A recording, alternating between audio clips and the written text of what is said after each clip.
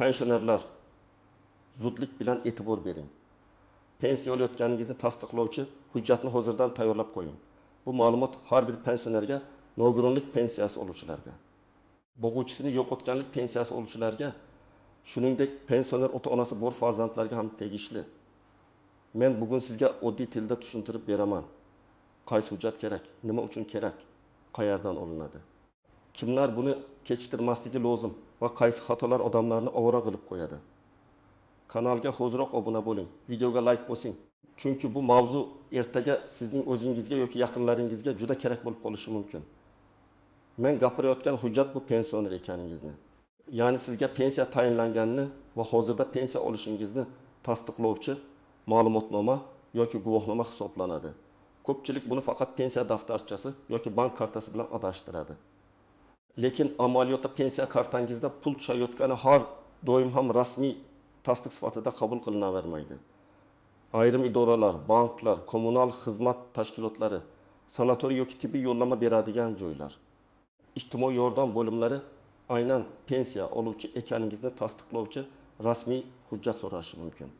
Avvallari ko'p ishlar qog'oz daftarcha, mahalla ma'lumotnomasi yoki pensiya bo'limiga borib olingan oddiy yozma ma'lumotnoma bilan hal bo'lardi. Odam pensiya bo'limiga borardi, navbat kutardi, pasportini ko'rsatardi. Xodim esa ma'lumotnomani chiqarib berardi. Ba'zi joylarda pensioner guvohnomasi bo'lsa kifoya qilinardi. Lekin hozir vaziyat o'zgargan. Davlat xizmatlari bosqichma-bosqich elektronlashdi. Ko'p ma'lumotlar yagona bazalar orqali tekshiriladi. Ayrim hujjatlar QR kodli elektron shaklida beriladi. Ya'ni bugun sizdan faqat men pensionerman degan gap emas, balki tizimda tekshiriladigan rasmiy aniq hujjat talab qilinishi mumkin. Shuning uchun men har bir pensionerga bitta oddiy maslahat beraman. Pensiya oluvchi ekaningizni tasdiqlovchi ma'lumotnomani oldindan olib qo'ying. Uni telefoningizda elektron shaklda saqlang. Imkon bo'lsa qog'ozga chiqarib ham qo'ying. Bu hujjat sizga biror chegirma, imtiyoz, yordam, davolanish, bank amaliyoti yoki meros, vasiylik, kompensatsiya masalalarida kerak bo'lib qolishi mumkin. Eng muhimi, kerak bo'lgan paytda shoshilmang. Navbatda turib hujjat izlab yurmaslik uchun buni oldindan qiling. Oldin odamlar ko'proq pensiya daftarcham bor, shuning o'zi yetadi deb o'ylardi. Ba'zan haqiqatan ham yetardi. Masalan, transportda, ayrim tashkilotlarda yoki mahalla darajasidagi masalalarda odamning yoshi, pensiya kartasi yoki eski guvohnoma ko'rsatilar edi. Lekin hozir tashkilotlar javobgarlikdan qo'rqadi. Ular imtiyoz yoki yordam berayotganida. Bu odam haqiqatan pensionermi? Pensiya turi qanday? Pensiya to'xtatilmaganmi? Ma'lumot eskirmaganmi? degan savollarni tekshiradi. Chunki har bir imtiyoz ortida budjet mablag'i, hisob-kitob, hisobot va tekshiruv bor. Masalan, bir pensioner kommunal to'lov bo'yicha kompensatsiya yoki yordam so'raydi. Tashkilot undan pensiya olishini tasdiqlovchi hujjat so'rashi mumkin. Agar odamda faqat bank kartasi bo'lsa, bu karta har qanday to'lov uchun ochilgan bo'lishi mumkin. Karta pensioner ekanini isbotlamaydi. Yana bir misol, sanatoriyga yo'llanma olishda odamning yoshi, pensiya turi, nogironlik guruhi yoki ijtimoiy holati tekshiriladi. Bu yerda ham rasmiy ma'lumotnoma kerak bo'ladi. Bankda kredit yoki kafillik masalasida ham pensiya daromadi rasmiy daromad sifatida ko'rilishi mumkin. Lekin bank hujjat so'raydi. Yana bir muhim o'zgarish. Ko'p hujjatlar endi elektron shaklda olinadi. My.gov.uz portali, davlat xizmatlari markazlari, pensiya jamg'armasi tizimi orqali ma'lumotnoma olish imkoniyati bor. Bu yaxshi tomoni shundaki, odam har safar bir xonadan ikkinchi xonaga yurmaydi. Lekin muammo shundaki, hamma pensioner ham elektron xizmatdan foydalanishni bilmaydi. Telefonda internet yo'q, parolni unutgan, pasport ma'lumotlari bazada xato. Telefon raqami o'z nomida emas, yoki farzandlari boshqa shaharda yashaydi. Natijada oddiy hujjat uchun odam bir necha kun ovora bo'lishi mumkin. Birinchi navbatda yolg'iz yashaydigan pensionerlar bu hujjatni oldindan olib qo'yishi kerak. Chunki ular biror idoraga borganda yordam beradigan odam topilmasligi mumkin. Men ko'p ko'rganman. Onaxon yoki otaxon tibbiy yordam, moddiy yordam yoki kommunal masala bilan boradi. Ulardan ma'lumotnoma so'raladi, lekin ular qayerdan olishni bilmaydi. Keyin yana uyga qaytadi, pasport olib keladi. Keyin yana navbat kutadi. Agar hujjat oldindan tayyor bo'lsa, bu ovora bo'lishning oldi olinadi. Ikkinchi guruh nogironlik pensiyasi oluvchilar. Bu yerda vaziyat yanada nozik. Nogironlik bo'yicha pensiya yoki nafaqa oladigan odamga ko'pincha qo'shimcha imtiyozlar, tibbiy vositalar, dori-darmon, reabilitatsiya, sanatoriy, parvarish yoki transport bilan bog'liq yengilliklar kerak bo'ladi. Har bir joyda ma'lumot tasdiqlanishi talab qilinadi. Agar hujjatda pensiya turi, oluvchi ma'lumotlari va berilgan sana aniq ko'rsatilgan bo'lsa, ish tezlashadi. 3-guruh. Bank orqali ish qiladigan pensionerlar. Masalan, siz pensiya kartangizni almashtirmoqchisiz, kredit olmoqchisiz, omonat ochmoqchisiz yoki farzandingizga kafillik qilmoqchisiz. Bank sizning daromadingizni ko'radi, lekin ayrim holatda qo'shimcha ma'lumotnoma so'rashi mumkin. Tasavvur qiling, otaxon oyiga 20.200.000 so'm pensiya oladi. Bankdan maishiy texnika uchun 6 million so'm kredit olmoqchi. Bank pensiya doimiy tushishini tekshiradi. Agar hujjat tayyor bo'lsa, jarayon yengilroq o'tadi. Agar hujjat bo'lmasa, bank sizni yana boshqa idoraga yuborishi mumkin. 4-guruh. Farzandlari chet elda yoki boshqa viloyatda bo'lgan pensionerlar. Bunday holatda oddiy hujjat masalasi ham qiyinlashadi. Masalan, farzand Rossiyada, Qozog'istonda yoki Toshkentda ishlaydi. Ota-onasi esa tumanda yashaydi. Onaxon telefon bilan portalga kira olmaydi, DXM ga borishga qiynaladi. Shuning uchun farzandlar ota-onasiga yordam berib, hujjatni oldindan olib berishi, telefoniga saqlab qo'yishi, bir nusxasini uyda papkaga solib qo'yish kerak. 5-guruh. Imtiyoz yoki yordam olish niyatida bo'lganlar. Masalan, kam ta'minlangan oila tarkibida pensioner bor. Uy-joy subsidiyasi, moddiy yordam, ijtimoiy himoya, davolanish, protez, ortopediya vositalari, dori puli, kommunal yordam kabi masalalar ko'riladi. Bunday arizalarda pensiya oluvchining daromadi, ijtimoiy maqomi va oiladagi o'rni ahamiyatli bo'ladi. Hujjat tayyor bo'lsa, ariza ko'rib chiqilishi cho'zilmaydi. Men bu mavzuni tushuntirayotganimda odamlarni qo'rqitmoqchi emasman. Hujjatni olmasangiz, pensiyangiz darhol to'xtaydi degan gap to'g'ri emas. Pensiya tayinlangan bo'lsa va siz qonuniy oluvchi bo'lsangiz, oddiy ma'lumotnomani oldindan olmaganingiz pensiya to'lovining o'ziga avtomatik ta'sir qilmaydi. Lekin hujjat yo'qligi boshqa xizmatlardan foydalanishda muammo tug'diradi. Ya'ni, masala pensiya pulining o'zida emas, pensiya oluvchi maqomingizni tez va rasmiy tasdiqlashda. Agar siz hech qayerga murojaat qilmayotgan bo'lsangiz, kartangizga pensiya o'z vaqtida tushayotgan bo'lsa, ma'lumotlaringiz to'g'ri bo'lsa, sizda hozir favqulodda xavf yo'q. Lekin baribir hujjatni oldindan olib qo'yish zarar qilmaydi. Chunki odam qachon bankka borishini, qachon shifoxonada yo'llanma kerak bo'lishini, qachon kommunal yoki ijtimoiy yordam masalasi chiqishini oldindan bilmaydi. Hujjat olish bugun ungumdek daqiqa vaqt olishi mumkin, lekin kerak paytda bir necha kuningizni tejaydi. Yana shuni aytaman, agar sizning pensiyangiz yaqinda tayinlangan bo'lsa, tizimda ma'lumot darhol barcha joyda ko'rinmasligi mumkin. Ba'zan texnik kechikish bo'ladi. Masalan, qaror chiqqan, lekin bank to'lovi hali 1-marta tushmagan yoki pensiya turi o'zgargan, lekin eski ma'lumot ko'rinib turibdi. Bunday holatda hujjatni olishdan oldin pensiya jamg'armasi bo'limi yoki davlat xizmatlari orqali ma'lumotlaringiz yangilanganini tekshirib oling. Birinchi misol. 6-7 yosh otaxon elektr energiyasi bo'yicha ijtimoiy yordam olish uchun murojaat qiladi. Undan pasport, ariza, uy hujjati va pensiya olishini tasdiqlovchi ma'lumotnoma so'raladi. Otaxon mening kartamga har oy pensiya tushadi deydi. Lekin tashkilot karta ko'chirmasini emas, rasmiy ma'lumotnomani talab qiladi. Otaxon tuman markaziga boradi, navbat kutadi. Pasportida telefon raqami eski bo'lgani uchun portalga kira olmaydi. Bir hujjat uchun 2 marta qatnaydi. Agar u ma'lumotnomani oldindan olib qo'yganida ariza shu kuni qabul qilinardi. Ikkinchi misol. 7-2 yoshli onaxon sanatoriyga yo'llanma olishni istaydi. Unga shifokor xulosasi, pasport nusxasi, nogironlik yoki pensiya holati bo'yicha ma'lumot kerak bo'ladi. Onaxonning eski pensioner guvohnomasi bor. Lekin undagi familiyasi eski pasportdagi yozuv bilan farq qiladi. Bitta harf xatosi sabab hujjat qaytariladi. Keyin u pensiya jamg'armasiga borib ma'lumotlarni to'g'rilatadi. Bu yerda saboq oddiy.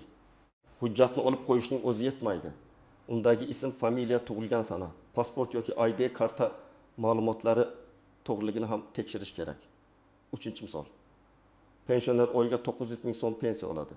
Turmush o'rtog'i vafot etgandan keyin o'quvchisini yo'qotganlik bo'yicha pensiya yoki boshqa to'lov masalasini so'raydi.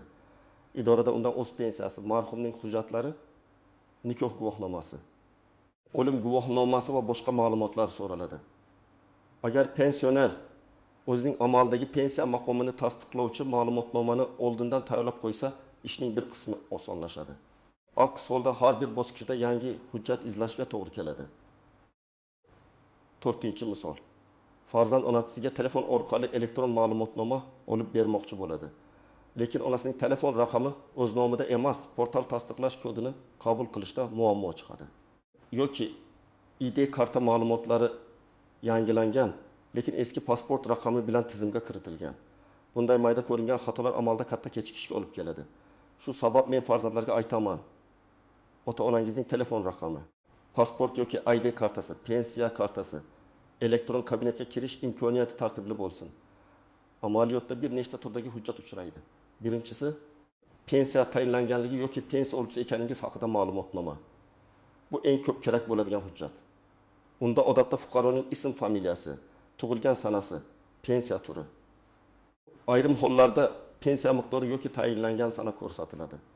Hujjat elektron bo'lsa, QR kod yoki maxsus raqam orqali tekshiriladi. Ikkinchisi, pensioner guvohnomasi. Ba'zi pensionerlarda eski guvohnoma bor, ba'zilarida yo'q. Guvohnoma ayrim joylarda qulay, lekin hamma tashkilot ham faqat guvohnomani yetarli deb qabul qilmaydi. Chunki guvohnomada ma'lumot yangilanganmi, pensiya turi o'zgarganmi, to'lov davom etyaptimi?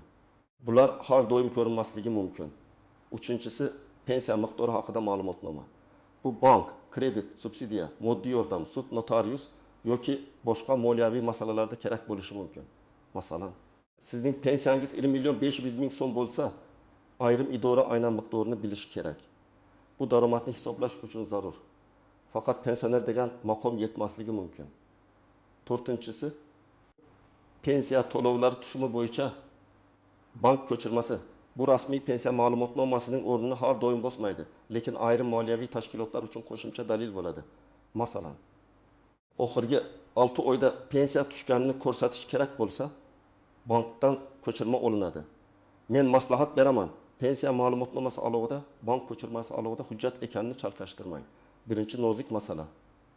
Hujjatning amal qilish muddati.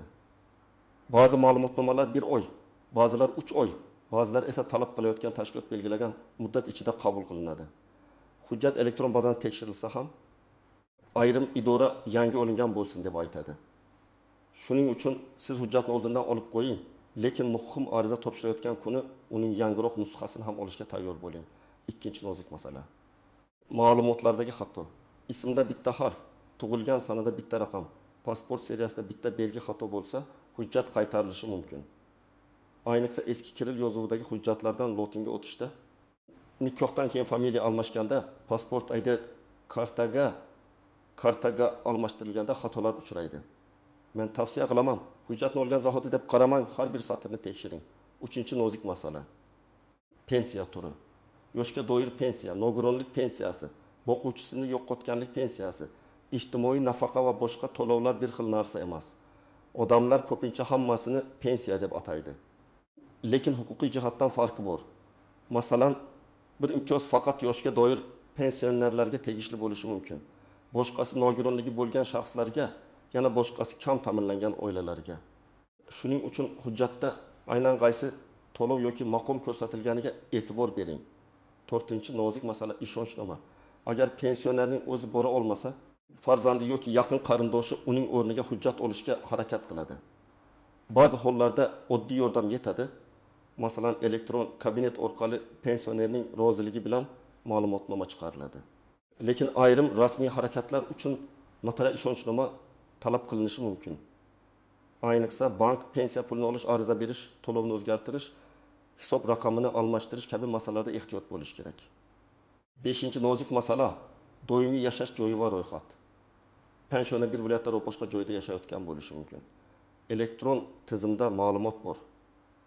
Lekin ayrim mahalliy xizmatlar yashash joyi bo'yicha hujjat so'raydi.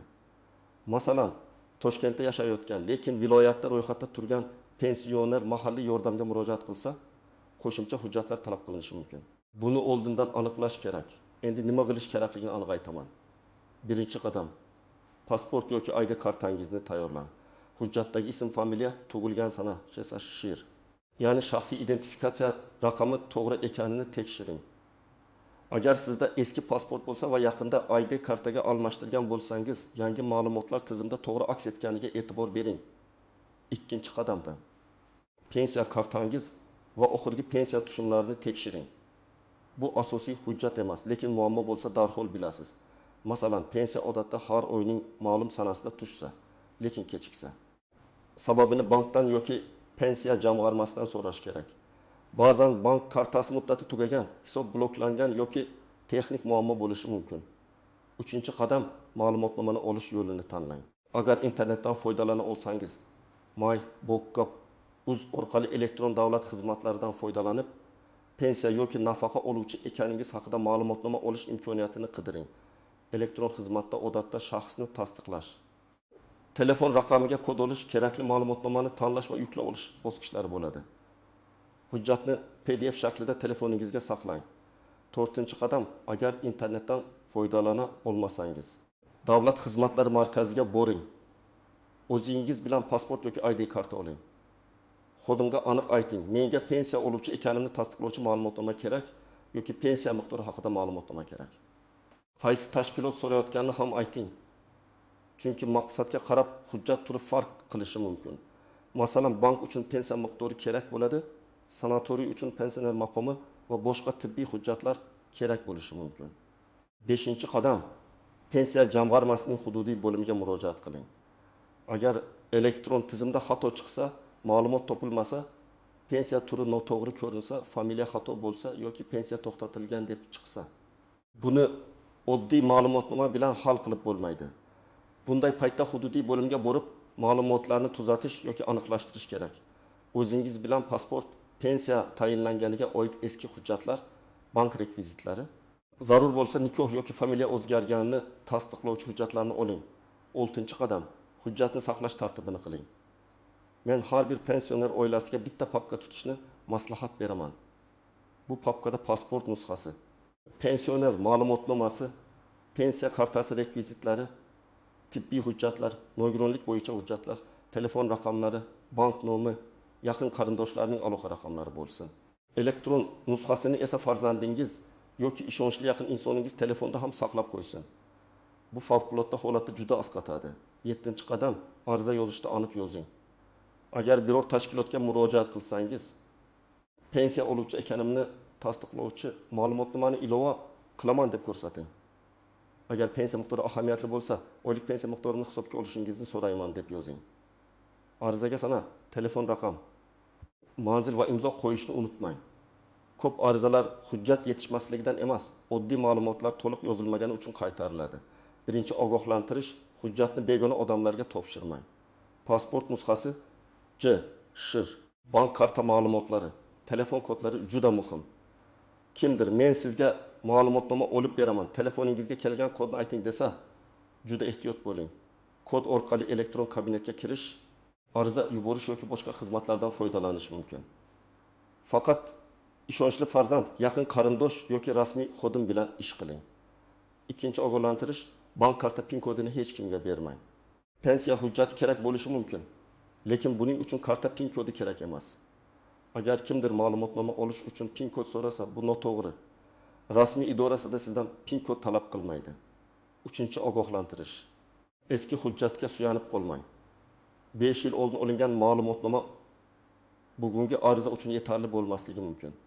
Tashkilot yangi hujjat talab qilsa, bahslashib vaqt yo'qotmang, yangisini olib boring.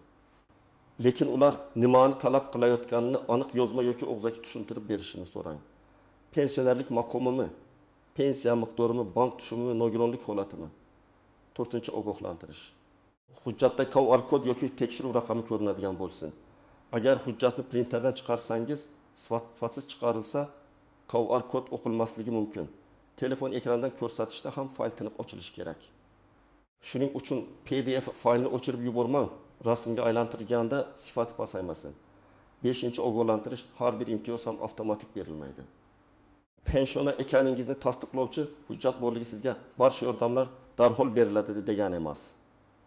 Ayrim yordamlar daromadga, oilaviy holatga, nogironlik darajasiga, yashash joyiga, ariza muddatiga bog'liq. Lekin hujjat sizning huquqingizni ko'rsatish va arizangizni ko'rib chiqish uchun asosiy dalillardan biri bo'ladi. Men bugun aytmoqchi bo'lgan asosiy fikr shu. Pensioner ekaningizni tasdiqlovchi rasmiy ma'lumotnomani oldindan olib qo'ying. Bu pensiya pulingizni olish uchun emas, balki imtiyoz, yordam, bank, tibbiyot, sanatoriy, kommunal masalalar va boshqa rasmiy ishlarni tezroq hal qilish uchun kerak. Hujjatni elektron shaklda saqlang. Qog'oz nusxasini papkaga soling.